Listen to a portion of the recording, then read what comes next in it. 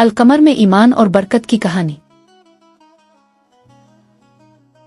छोटे से गांव अलकुमेर में एक निहायत सादा और नेक खानदान रहता था जो अपने मजबूत ईमान और अल्लाह पर मुकम्मल भरोसे के लिए जाना जाता था। अहमद जो खानदान के सरबरा थे, दिन रात बढ़ई का काम करते थे, मगर उनकी आमदनी बहुत कम थी। उनकी बीवी फातिमा एक वफादार और मेहनती खातून थी जो अपने 3 बच्चों की परवरिश मोहब्बत से करती थीं और उनके दिलों में इस्लाम की तालीमात बिठा रही थी। मुश्किलात के बावजूद ये खानदान कभी नमाज नहीं छोड़ता था और सब्र को हमेशा अपना साथी बनाए रखता था। रमजान का आखिरी अशरा करीब आ रहा था, वो बाबरकत वक्त जब दुनिया भर के मुसलमान इबादत और रोज़ों में और भी ज्यादा लगन से मसरूफ हो जाते हैं।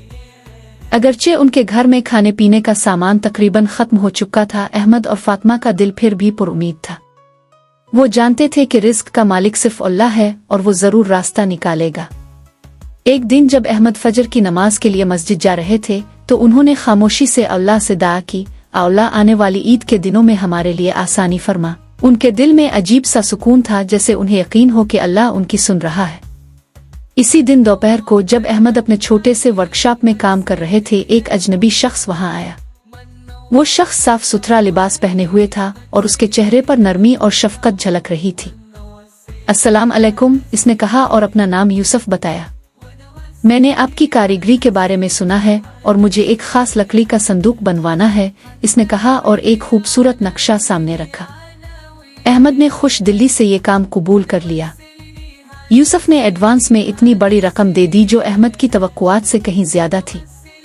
इस रकम से वो इतना राशन खरीद सके जो उनके खानदान के लिए कई महीनों तक काफी था।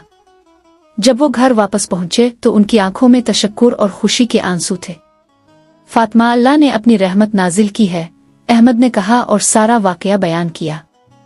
इसी रात इशा की नमाज से पहले अहमद ने अपने बच्चों को पास बुलाया और कहा, याद रखो बच्चों, जब हालात मुश्किल हों और हम अल्लाह पर भरोसा रखें तो वो ऐसी जगह से मदद भेजता है जिसका हमें गुमान भी नहीं होता।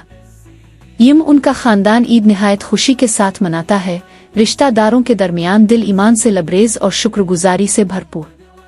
जब वो सब मिलकर खाने के बाद बैठे थे तो अहमद का दिल उसी अजनबी यूसुफ के बारे में सोचता रहा जिसकी मेहरबानी ने उनकी जिंदगी में रोशनी भर दी। अहमद ने दिल में महसूस किया कि अल्लाह अक्सर दूसरे इंसानों के जरिए ही हमारी मदद करता है। इस कहानी का सबक यही है कि मुश्किल वक्त में अल्लाह पर यकीन और सब्र रखने से इसकी गैर मुतवक्के बरकतें और रहमतें जरूर नसीब होती है।